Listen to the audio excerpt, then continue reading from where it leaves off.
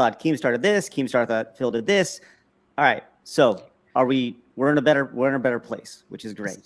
So to move on from that, you know, I see a clip and it's on Phil's stream. He's reacting to my retirement and he's saying I'm this horrible, evil person, and he doesn't support me. And I responded. Hold on, Keem, is that true, Phil? I don't know. I'm sure I criticized him. I don't know specifically what he's talking about yet. Okay, continue. I don't know exactly what was said. I'm going off of memory, but it was something along those lines. The clip gets sent to me by multiple people. So I respond to Phil because the only thing I know about Phil is him being a lol cow, right? Him on stream begging for money to pay rent and stuff like that. That's all I know about him. So I responded to him on Twitter, which I thought was pretty clever. In gaming terms, and I explained to him that like we are roughly the same age. We've been doing YouTube for like 15 years each. We started at the same time, and I'm retiring now, and I don't ever have to work again. So I have completed this video game of YouTube, and I said to Phil, "You're still on level 1. All right, you're still on level 1 and you're restarting, you know, level 1 over and over again, like a video game, and you're getting nowhere. You're still at the point where you're begging people on stream to pay your bills and whatnot." And I thought that was a good response, right? Even though I am talking trash and, you know, we got a little drama going on for Twitter and whatnot, you know, I thought that I was actually giving you good advice.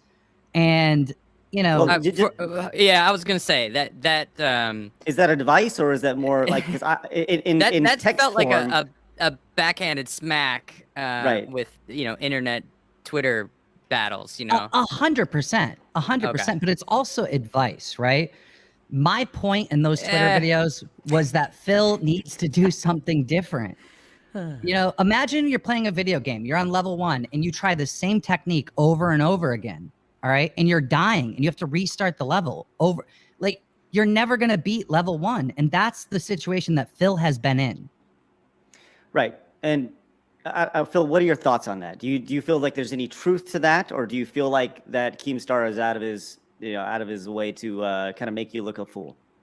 Well, first of all, you know, the best way to give life advice is to, you know, say it in an insulting way, for sure. I mean, that's makes everyone very receptive to it, correct? You know, right. Sure well, do a fair nice point, but slap it. Let him finish, Game, on Twitter. Is there some truth to it? Yes. Okay. But here's the thing: if you have a criticism of me, then criticize me fairly in a way where, you know, maybe I have a chance to have a conversation. Instead, you just go to your platform and you say something nasty about me on there. I'm a tiny little guy. Okay. When I say something on my stream, who hears it? A couple hundred people? Yes, my detractors then echo it. They extrapolate it all over the internet. Boom, it's amplified, correct? But I'm the little guy. You are a big guy, Keem. You're huge. You have a giant reach on the internet. Do you not understand that the stuff that you say and do has repercussions for everyone around you? You seem to be someone that you're not self-aware. You don't understand that when you say something like that, now I have to live with that shit.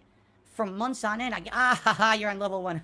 Phil, level 1. Yo, you've been for 15 years. You're just on level 1. Do you think I need that? I already have enough shit in my life going on. So much stuff. I don't need Mr. Big Time punching down on me, which is what you do. That's why people don't like you, man. I didn't how do you not understand that? I didn't see it that way. I saw a clip of you talking all kinds of shit on me, like unprovoked, and I just responded, talking shit back, but also giving you advice. That's the way I saw it. Anyhow, after that incident took place, months went by, and this bothered me because I saw the solution the entire time, that Phil needed to do something different. All right. I am a person that recognizes entertainment. I really, really get it. You got to understand, Phil, you have haters, you have detractors. So do I, but I have more. I have more than Wings of Redemption, DSP, and Boogie combined. I have way more haters, but I'm still successful. And I still have new business opportunities, and I'm still making money. I was supposed to retire a year ago, and I'm still doing new stuff and being successful in this platform because I understand this business very, very well. And even though you have that hate, you know, they are viewers. They are your customers. The detractors are your customers. The haters are your customers, and they're more loyal than the people that give you money, that donate on your stream. The people that hate you are echoing way that you're more talking loyal. about. That's like, you can't pay for that shit. I mean, look at how many people are here. 2,500 people are here. It's just, it's, you have a legitimate fan base. Those haters, those people that don't like you, are your fans. And I wanted to solve this issue for not just you, but Wings and Boogie. I looked at all of you guys, you're lolcows, right? You have more haters than like supporters, right? But really, they're all fans. They are all fans. They're all obsessed with you and watching your content nonstop. The solution really is to get the three of you to do a podcast. All right. Those haters are going to watch. They're going to absolutely love that these three guys have come together to make content. Now, between the three of you, you guys don't have the business sense to like really figure this out and make this thing actually happen. But I do. All right. And you guys don't even understand how valuable you are as individuals, as entertainers, because you look at the numbers and you're looking at everything and like, oh, well, I've fallen off. And, you know, that's the mindset that you have, right? But I have a different mindset for each and one of you, that you guys are amazing entertainers, but just not in the way that you want to be, right? You're lolcows, but there's so much value there. By putting the three of you together, and you know, each one of you would own 25% of this podcast. All right. We never got to have this conversation. So I do want to have it now, even though I know you're not going to do it. All right. I would also own 25%. I would do the business aspect of it. I've had many success selling podcasts to exclusive deals with Spotify and other companies, multi-million-dollar deals. All right. I wanted to put the three of you together for this show. I would do the business side of the things. And I knew that all three of you would be in a situation where you didn't really trust me, or you're like, I don't know if this is going to work, and you'd have a lot of doubts. So I was just going to take my own money and take $150,000, give you each, just to start off before we even filmed an episode, 50 grand up front, to let you know that I was serious and I believe in this concept and this idea. Now, I call Boogie first. I instantly get on the phone with Boogie. All right. He loves the idea. He understands it. He gets it. He reaches out to Wings. Wings is down. And now it's time to talk to DSP. Boogie, the way I understand it, called you, contacted you, and told you what was going on, right? He DM'd me on Twitter, and we had a brief conversation back and forth in DMs. And he told you that I wanted to do a podcast with the three of you, right? Yes, I had no idea that's what you were trying to contact me about, because we never talked. But he said that there was this idea for a podcast, correct? So you did know. So Boogie told you or didn't tell you? Boogie told me that he and Wings had spoken to Keem, and that Keem wanted to do a podcast with all three of us. No money or anything was discussed. He just said, you know, he wants to do a podcast with all three of us. I didn't know that's what Keem was trying to reach out to me. I said maybe that's what it was. I didn't know because I never spoke with him. Phil, hearing this and hearing the business opportunity that was laid, I don't even know if it's still there or not, but what are your thoughts right now, given what Keem has said to you? Thoughts? Like, Yeah. you mean? Yeah, what are you just feeling? as he's laid this out, like lay out your feelings based on what Keemstar has laid out for you. I've absolutely no problem doing anything with Boogie or Wings. In fact, you know, I had the conversation with Boogie back and forth a little bit more later in the year. Would he be interested in maybe doing a podcast with me, or me being on his show, or whatever, you know, whatever it may be. These guys, you know, I did a react about Wings last year, about his documentary. You know, that me doing a collab with them, just doing a fun podcast, is not out of the question for the future. But your issue is with Keemstar and his business principles. Correct. Okay. So understand. So even if there's an opportunity for you to remove yourself from quote unquote level one and potentially have an opportunity further down the line to potentially sell the podcast to something and put 50 grand in your pocket initially, that's a 100% no-go for you. Oh man. See, I didn't know you put me on the spot. You know what I'm saying? Well, that's what we do. That's an interview. Right? This is a discussion that cannot be just made by me. It has to be made by my wife. You know, we have to talk about it because this was the discussion we had. That, you know, sorry, Keem. Can I criticize you fairly if I'm reasonable and don't, you know, not under the belt? Can I be honest about you? Sure, you can say whatever you want about me, Sure. but I just want to represent how I feel about the situation. I'm not done, but go ahead. Okay. Yeah. So, Keem, you are someone who, when you look at your history on the internet, it's very interesting. And I'm actually, I'm impressed with what you've done. You know what I'm saying? Like, I watched a documentary about you last year. You started off trolling people in Halo. I mean, holy shit. And you turned that into an empire of money on YouTube. You know what I'm saying? That's crazy. That's so admirable. And if anything, one of the things you absolutely need to be praised for is your determination. You were shut down time after time. False copyright strikes, real takedown requests, all kinds of shit. People wanted you off the net, right? You're still there. You never gave up. Damn, that's a success story. That's Phil, it sounds. Yeah. I guess. It literally sounds like you. I don't It's really true. think about it like that. We just heard your story, and it is. Craig's absolutely right. Now, at the end of the day, all right, when your team is done and what I have done, I'll probably be forgotten. I'll just be a fart in the wind, right? 100,000 videos on the internet. No one's gonna remember Darkside Phil besides the guy who jerked off on stream, and you know, probably this WWE Champions thing will go away eventually, just like everything else. Who cares? But Keem, you know, has a big body of work. He's known. But when you look at how Keem made his money, okay? Again, I'm going off documentaries and things I've seen.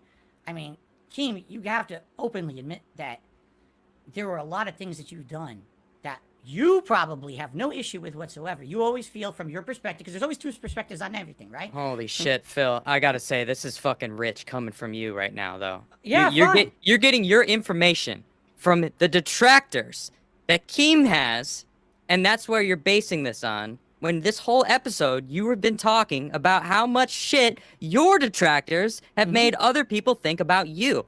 Like, do you hear yourself right now? Indeed, I do. That's the nature of the beast. That's how YouTube works, man. That's how all this works, right? Fuck, man.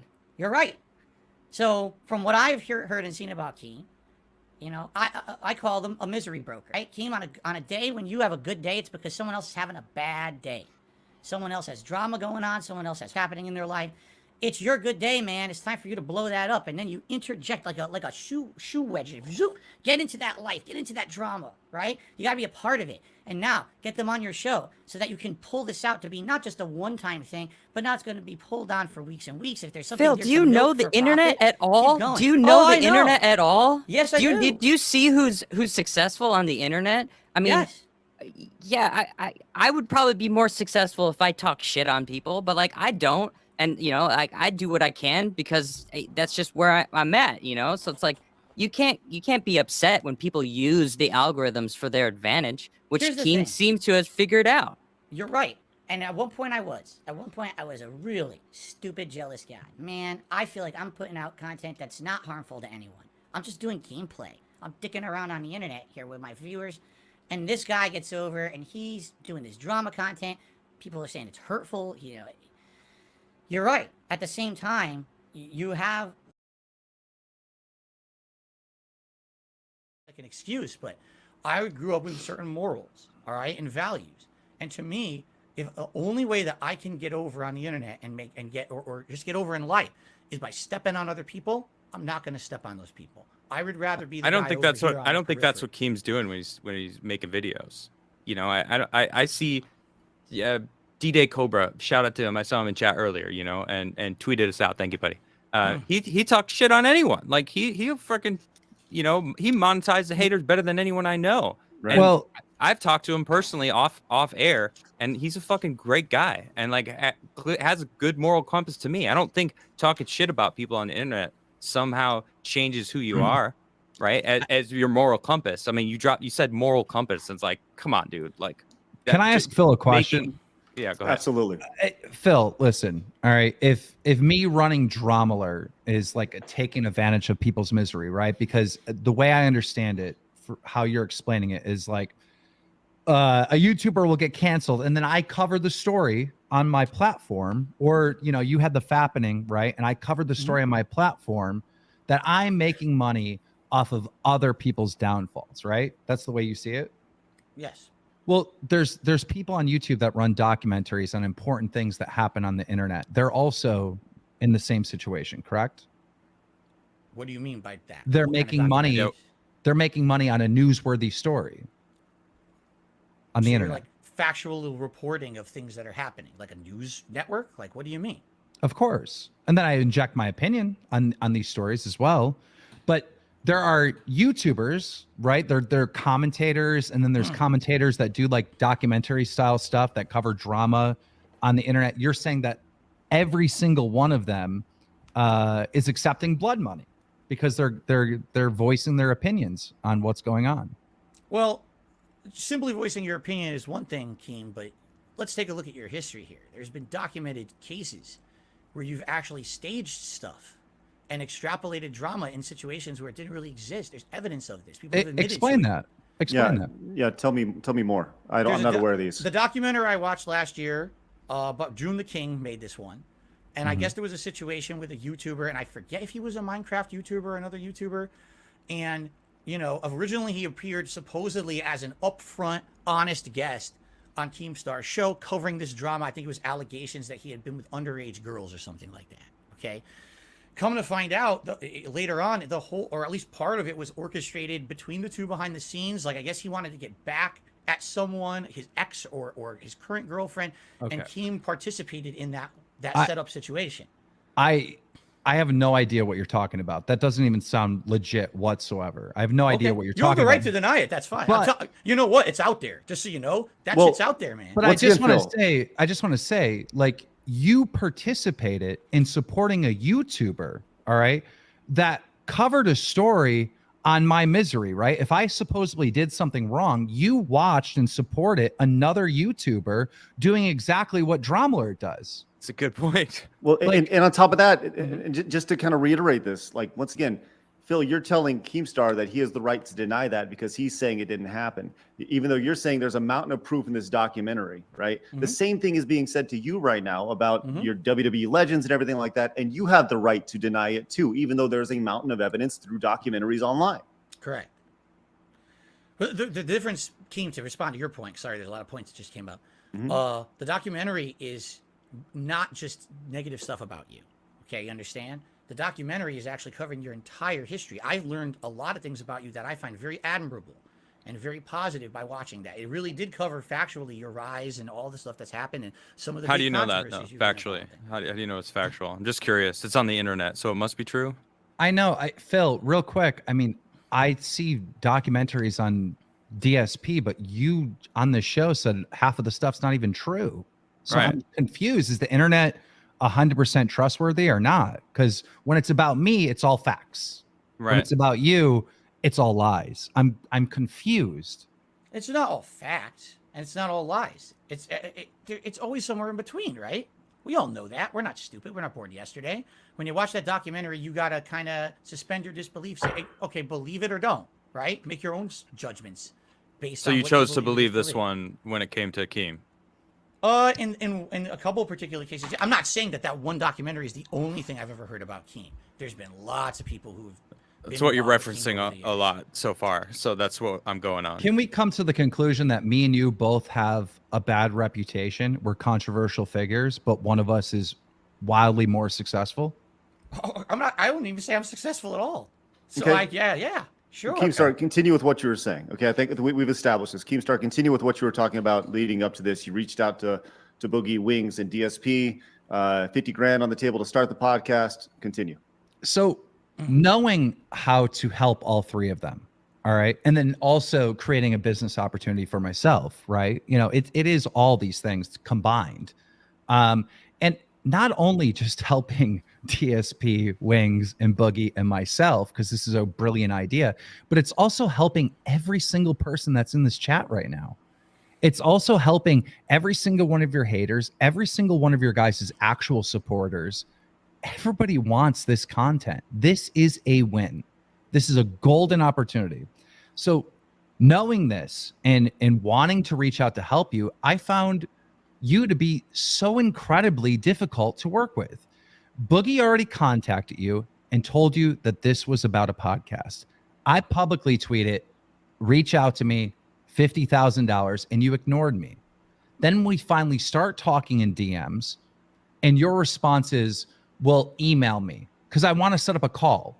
We're already talking in DMs on Twitter. Why can't we just jump on a call and talk right away? We're already communicating. You tell me to go email you. That is so weird from my perspective.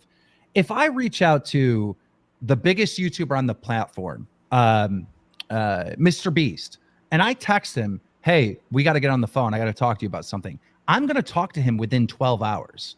And this is a wildly more busy guy than you, Phil. All right. And that's the biggest YouTuber on the platform. This is how content creators communicate with each other. We don't, email each other. Like, we have managers to do that stuff. We have lawyers to do that stuff. I have a team of people that will get in an email. I don't get in an email ever. I'm never in a Gmail ever. You know, this is, what are you talking about? That was so disrespectful to me when I'm just communicating you in Twitter DMs. We're talking back and forth and you're telling me I have to email you in order to get on a call. I was so confused by that, but I play along. All right. I think one of my people may have emailed you or something. I got a phone number. We set up a scheduled time when we're going to call and we're going to talk about this. And I call you during the scheduled time and you don't answer the phone. And then I get a message back saying, oh, I'm sorry. You know, I was streaming. I told you I work at this time. Well, even if that is true and you were streaming, that stream is not more important than my phone call and my opportunity. It's not. Phil, what do you think about that? Do you think that's accurate? You have an opportunity to put 5 figures in your pocket, and you kind of give us your mindset there, because it's all semantics, because who cares how you're talking or whatever. First of all, Craig knows how to contact me. He contacted me to be on this show. It was pretty straightforward. Wouldn't you say, Craig? It was pretty easy to reach out to me. It wasn't hard to reach me, was it? No, I emailed you. Yeah, it was easy. And when we were able to talk back and forth pretty reasonably with no issue, correct? I don't think we ever had an issue, right? No. I think what we're hearing here is... hold on. You think Craig is a big YouTuber, though? Come on. Look at this guy. Oh, no. I'm not even saying... Hey, once upon a time, buddy. Once upon a time. This has nothing to do with size. This has to do with just being reasonable. If someone has a business contact line, said, this is the best way to contact me, please do it. But instead you go to your giant audience on Twitter and you just scream, I want DSP to contact me immediately, $50,000 on the line. It's hostile, it's disrespectful, it's unprofessional.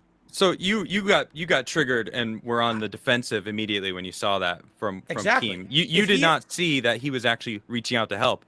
You know, no, even not though at all. I didn't even know. People had to tell me in my chat this was happening. So according to like what I've just heard, you were talking shit about him retiring, and he jokingly responded and kind of slapped you a lighthearted slap with a glove, but said, you know what, I'm gonna hook you up anyway. That's the vibe I'm getting. And you were stuck on that. What year was this, by the way? Just because I kind of have a... So this was recent. Yeah, roughly a year ago. Wow. Okay.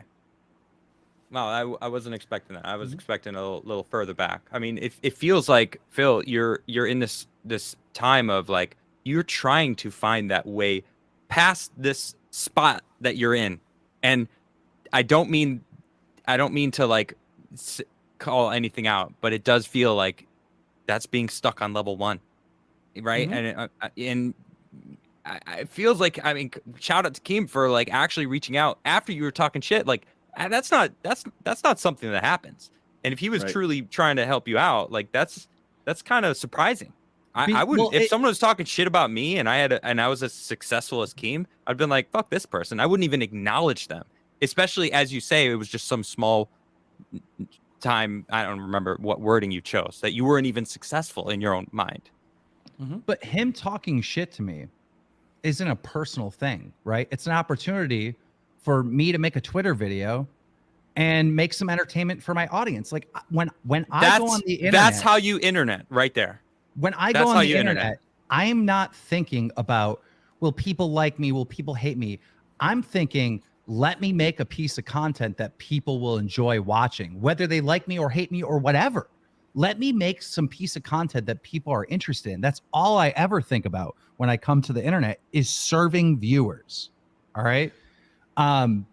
Phil, Well, there's- hold on, Phil, are you okay with this? You know, I With don't what? want, yeah, just with this conversation. You know, I mean, you came on to do an interview with me and Craig. Mhm. You know, it was a tough interview. You know, we dove deep into throughout, you know, what was going on, and you weren't prepared for, or didn't know that Keemstar would be on the show today. I didn't know either. Neither And did this I. is Yeah. this is all just kind of happened naturally. This is the And internet. as the guest on my show, I just wanted to ask you if you're cool. Like, I would love for this to continue. I just want to make sure you're cool with it. I'm okay with this, but I mean, obviously, cool. we want to get back to the other topics too, right? I mean, we kind of put everything on pause Yeah. and came and We I will, mean- sure, but I think something good is happening here, right? We're working Agreed. through things. We're understanding what each perspective is. I understand your perspective, Phil. I understand Keemstar's perspective. So I got a question for you, Keem. Is this, you don't mind if I call you Keem, do you? No, that's fine. Okay, Everyone cool. calls me Keem. All right. All right. Is the offer still there for this to happen? I mean, If Phil is open to it. I would say potentially, but not really, right? You know, I took Wings of Redemption and Boogie 2988, who were willing to work with me and understood this business opportunity. And I'm setting up a boxing match between the two of them, and I'm gonna break the internet with this. All right. This is a awesome opportunity for Wings, an awesome opportunity for Boogie. This is going to be broadcasted on May 13th, and I haven't even announced this anywhere yet. This is an exclusive. It's going to be free to watch. Oh shit. It's going to be free to watch. And can I ask a question? yeah, Of course. This is it. Yeah. I am the guest, right? Of course. I can Yeah, please ask. Yeah. Keem, again, I understand your reasoning here. You're saying I'm just making content people want to see, right? Is there any line that you won't cross when it comes to content that you think people want to see that you can make profit on? Do you have any kind of restraint? Do you ever feel that morally something is too far? Because I personally and many others hear this about this boxing match coming up. Okay, now let me give you my perspective. Okay. okay. Wings of Redemption, Boogie, two desperate guys. We all know they're down on their luck. They could definitely use some money, right? We all know this. They Yes. publicly project that to the internet. They're both, technically, from what we can see and understand, they're kind of unhealthy. Maybe not. Who knows? But you only know Agree. what they project, correct? Do you not feel that having two people like this, overweight, possibly unhealthy, doing a boxing match against each other so that everyone on the internet can laugh at them, could possibly, just possibly, be either putting them in harm's way or maybe be considered morally reprehensible because of the repercussions that could happen during this match? Do you not think they're But- adults that they can make their own decisions, though, Phil? That's I'm fine. just I mean, curious. anyone can make their own decisions. That's I'm fine. sorry, Keem. Please answer them. Let me respond. All right. Every single influencer boxer, whether they're healthy or not, is putting themselves in harm's way for entertainment. They're Sure. all warriors, and they all deserve respect. Wings of Redemption and Boogie haven't gotten any respect. In fact, it's disrespect. Very similar to you. All right. And by doing this, they will get respect. Whether people laugh or not, they are going to get respect for jumping in that ring. But you mentioned that they're unhealthy. Of course, they're unhealthy. But I can tell you right now, behind the scenes, and nobody knows this, both of them have actively already lost weight training for this fight. This is a Nice. positive thing in both of their lives. And I don't think either one of them have the ability to seriously hurt the other. Do you? Do you think they're in real danger by fighting each other? I think these are equal opponents. This is not a serious boxing match, Keem. They're not boxers. They don't know anything about boxing. These are two overweight guys that are going to go at it, swinging. You know. Are you going to anything can watch? happen. No. Yes, you are. No, Yes, I'm you not. are. I don't watch believe that you. crap. I don't watch Wait, your crap. Phil, Are you out of your Phil, mind? you know don't who believe is gonna watch it, Phil? Everyone else. Everyone. Great Really? answer. Right. That's exactly what I would have said. I just Phil- don't believe you. It really comes down to what I just not said a gonna little watch while it, dude. ago. When I look at like making content for the internet and doing stuff like this, my question is, will this serve viewers? And I know it will. I know so many people are going to tune in. I know so many people want to see this. And I don't believe you when you say you're not going to watch this. I think you are going to watch this fight. You're so Phil- mistaken. You have known Phil- nothing about me then, dude. Well, let's ask this, Phil. And this is just my morbid curiosity. if there was an opportunity for you, Phil, to do something physical, box, whatever, I don't know, whatever it may be, that was a kind of a YouTuber versus YouTuber opportunity. Would you be open to that? Open No. to anything like that? Wouldn't do it. No? That's not what I'm about. I'm on the internet to share my passion for games, to have a cool social interaction with this, my viewers, my fans, whatever you want to call them. I'm not here to make a mockery of myself or, do a publicity stunt. I don't do that kind of stuff. People will say I do, whatever. It's your perspective. From my perspective, I just want to be in my lane with my viewers, doing a good, fun stuff. I have no aspirations of grandeur or anything like that. I don't want to blow up because I did a stupid internet boxing match with someone. It's so stupid to me. Immature. That's fine, honestly. Phil. If I could finish why I'm frustrated and explaining myself. Continue. Because look, this all started with me retiring and you having, a bad opinion on me, and then us having that metaphor of, you being on level 1. I really did retire a year ago. I pretty much did retire. Now I'm doing DLC, but I'm not paying for the DLC. The DLC is paying me, and I'm doing more and more and more and more stuff in this space because I just love it so much. And it comes from a place of you absolutely loving what you do and loving these video games. You know who else likes video games? Wings and Boogie. You don't think the three of you on a podcast would be a good thing? You guys talking about games, giving your opinions, talking about current events and whatnot. You don't think that's a positive thing? Keem, I just said right here on the show, I would love to do a show with those Okay. guys. I'm friendly with them. Behind So- the scenes, I have conversations. So when I couldn't get a hold of you and I called you multiple times, it wasn't once and you ignored, it was multiple times. I kept calling, I kept DMing you, and you said, "Oh, I'm streaming now," and da-da-da. Couple weeks went by. By the way, that's And- false what he's saying, but I'll let him keep going. It's fine. Whatever. Believe it as fact, No. We want to hear your perspective. That's what we're Yeah, doing here. Did he not call you multiple times? He called me at least once, maybe twice, but I think it was just once. It could have been twice. The amount of times that you've said during this interview that you don't really remember is shocking. because I don't document this stuff. Why do I care? But how can you say with such certainty that it wasn't you, or that he didn't call, or that all these things if constantly I'm just calling it out, or I'm not trying to come at you, but that I've just noticed that a lot. So now That's you fine. say actually he called maybe twice. Could it have been 3 times? Could it have been 4 times? It definitely that you wasn't didn't even 3 or notice? 4. It was 1 or 2. It How do I definitely wasn't know? 3 or 4. I'm just Well, I regardless, specifically remember when he called me during a stream, and I'm like, "Who's calling me?" And then when I went on a break, I opened my phone. I'm like, this must be him because I don't have his phone number. I'm assuming this must be him because of you get locations tied to phone numbers or whatever. And I'm like, why is he calling me when I gave him the specific times to call me? He's calling me when I said I was busy. but Why even would he then, do that? Phil, you may be busy, but there's a call worth potentially 50 grand plus more on the backside of this that could take 10 minutes. I mean, Change your life. And once again, your true fans will understand. Look, I had to get on a phone call. This is a really important business call. I appreciate you guys. And you know what? They're going to stay there with you. They're going to stay there watching because they want to know what's happening. They want to know more about this. Like the idea of not taking a call just because you're streaming, like your fans will understand that, man. No, and again, I didn't even know that was him. I didn't have his number. I'm checking after the fact during a break or whatever. But the fact that this guy can't call me when I'm giving him the times to call was baffling to me. So first, he won't. The true interaction here, I had to DM him. He wouldn't contact me. I had to DM him. He would not talk further in the DM about what this was until I demanded it. I'm like, dude, just tell me what you're talking about to see if I'm interested. I don't want to get on a call with you unless you just say, what if he had said something I'm totally not interested in at all? I could say, no, we're not even bothering with it. He wouldn't. I had to pull strings to get him to even say, okay, I want you to be like a host on a show. And then he wouldn't even talk any further. He demanded a phone call. I give him my number. I give him the specific times to call. He calls the wrong times. Well, right? I Guys, mean, according to what I hear from Keem, hold on, I just want to say this real quick. According to what I'm hearing from Keem, he was going to put up $150,000 to do a show with 3 guys. Like that's a risk.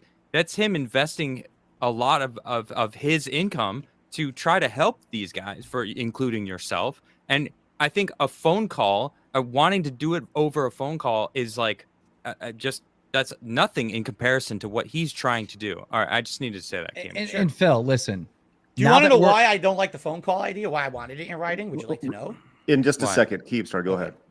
Phil, now that we're talking about this and we're communicating for the first time back and forth, all right, I can tell just by how you're reacting and what you're saying back to me that you actually understand that this was a great opportunity.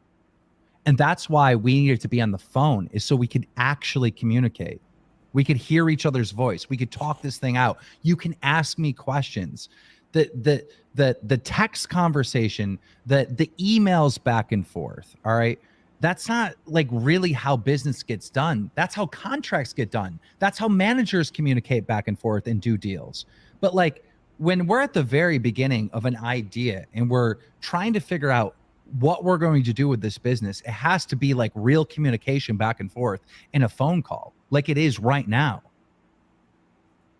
Mm-hmm. So that's why it was so important for me to get on the phone with you. Okay.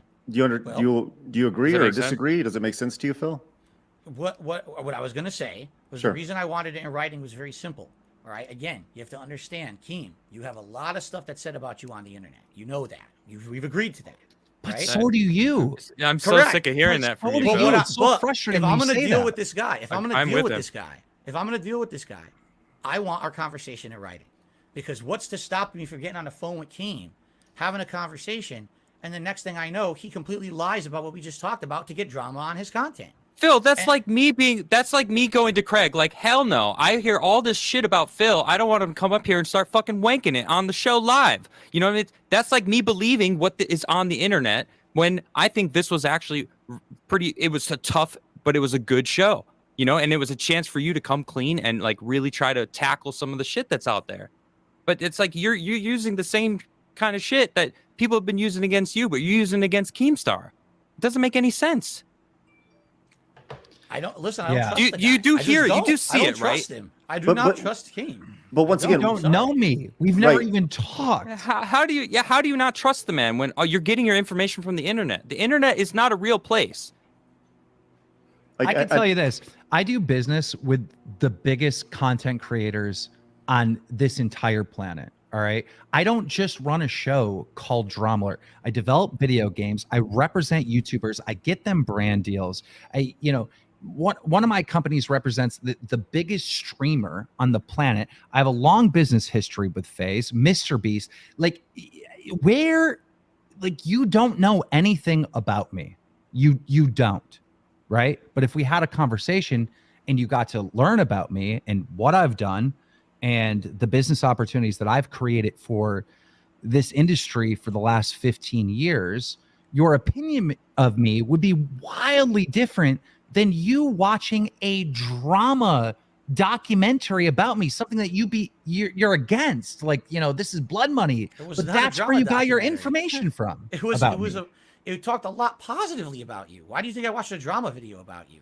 That's not what I watched. at So all. it talked positively about me, but by watching it, you had a negative view of me. That doesn't. It's No, not I told adding you. up. I respect you immensely, but I don't know after all. It's not just that. There's other things too. Other people that have said things about you and their dealings with you. I have to kind of be protective of myself and my business and my family. Was there I ever feel there's a risk of being story? involved with you. I do. I feel there's a risk that I could be, hung out to dry somehow. I know that there's multiple things that I've done wrong in my career, like 1,000%. I have said outlandish things in the attempt of making entertainment and entertaining people. In 2015, one of the biggest things, my team got a story wrong, and I went on air with the story wrong and falsely accused someone of being a pedo. It was wrong identity. It wasn't even the same guy. All right. If you look at that story and actually look into it, the person that exposed Keemstar for that and brought that to the internet was Keemstar. I exposed myself for getting it wrong. I right away tried to make, it right with that guy, offer him 20 grand. This is like back in 2015. If you actually look into any of this stuff about me, you're going to see Keemstar saying wild effed up stuff, and he's definitely wrong. But you're going to see Keemstar making mistakes and trying to make amends for it if you actually take the time to look into it. Now, you're on this show asking these audience, detractors, these gentlemen running this podcast to treat your story and what's said about you fair. I should have gotten the same respect from you, or at least a respect to get a phone call, just so we could better know each other. Phil, But do that you? But that Go ahead, didn't Phil. happen. And if I could finish, because I'm almost Sure. done Yes, sir. with representing, my point in all this. I called him multiple times. I couldn't get a hold of him. It rubbed me the wrong way right from the beginning when he was trying to send me to an email, which made no sense to me. And I think 2 weeks roughly went by, and I went on YouTube, and because I was looking up DSP stuff, doing research for the podcast, the algorithm like sent his live stream in my feed. So I tune into it. And I'm telling you, the minute I tuned in, I saw Phil begging for money to pay rent and utilities. And I just lost it in his chat. I'm like, I cannot believe that like you're doing this right now. 2 weeks ago, I was trying to get a hold of you, offering you the greatest opportunity you've ever been offered in your entire career. Phil, if this podcast was a success, all right, everyone in the chat and you are looking at $50,000. It wouldn't be $50,000. This podcast would make millions. It would be a wild success. It would be a brand. This is something that would be clipped on TikTok, YouTube Shorts, Instagram. People would talk about this, just like you're being clipped on your little live stream now, except for we would have an opportunity to monetize it.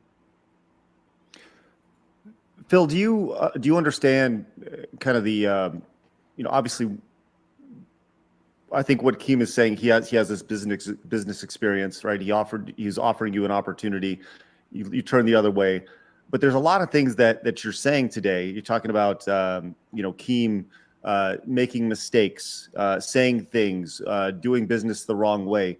That can also be said about yourself. And the things that you're saying are very. It's like holding a mirror up to yourself, because I feel like there's actually a lot of similarities between Keemstar making mistakes. You've made mistakes, things that we touched on during this podcast, right?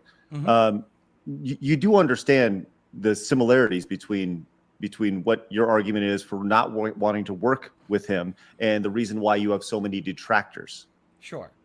What I would say is the difference between me and Keem, outside of wild amount of popularity difference, is that if you take a look at the body of work that I've done in the 15 years I've done it, all right, you would say, has Phil ever really outright with anything he's done actually concretely hurt someone to the point where wow, what a heinous person? People will say that about Keem. They will say that about Keem, okay? And at the end of the day, when I have to make business decisions about who I'm going to associate with and who I'm not going to, that's a factor. And it's a moral factor for me. It has nothing to do with Keem's business sense. Keem, you are a great businessman. Everyone knows that. I think you would actually run the podcast very, very well. I do. I would love to do this podcast with Boogie and Wings. I have a problem with you morally, dude, with the content you put out. I do. And I'm gonna let him respond. Let him respond to that. Listen, you just said that you've never hurt anyone, right? And you talking trash doesn't hurt me. That's just an opportunity, right? But when you treated me the way you did behind the scenes, this sounds like bullshit coming from me, but you hurt me. I was offended. I was hurt. Like, why are you treating me like this? Why can't you treat me like a man, and why can't we have a conversation? If you came to the conclusion that, no, I don't want to do this, this isn't right for me, that's fine.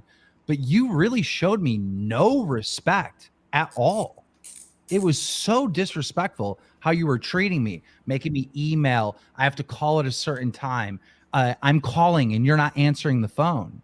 And then when people were asking, your fans asking online, why didn't you do this podcast with Keem?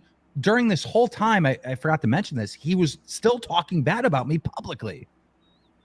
Keem, you just said it. Like, just what you just described is probably the main reason I have a problem with you. You are someone who has no self-awareness, and you think that you're the most important thing. You tweeted on your Twitter that I should contact you about a business opportunity. No one does that. They contact a person about the business opportunity directly. We all do it. We all do Everyone. it. Yeah, It's the internet, Phil. Phil, it's Like, the internet, man. well, Yeah. you said you've been doing this for 15 years, but like, do you not understand the way algorithms work, the way anger is addictive, and how people are hooked on crazy shit? Go ahead. I want no part of that drama. I don't Phil, want to be Phil, on a Phil, from- podcast that is going to be about that. I don't want to be involved with someone. That's not what he was. I don't even know what the podcast egomaniacal was what going to he's be about. saying. He's being egomaniacal. I have to just listen to Phil, what he just I'm said. not.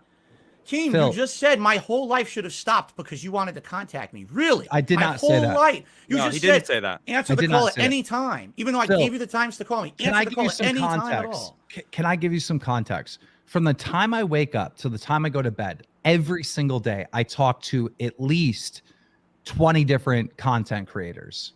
And this is true. This is not an exaggeration. You know, I run an influencer boxing, Happy Punch. We represent fighters that do boxing. I have all my staff. I have YouTubers and content creators that we represent business-wise with brand deals and stuff like that. And then I run Dromler, right? So I have to get on the phone with different content creators to validate stories or get people's takes so I can, inject that into the story to make sure that like what I'm reporting and what I'm talking about is accurate and have a full perspective, right?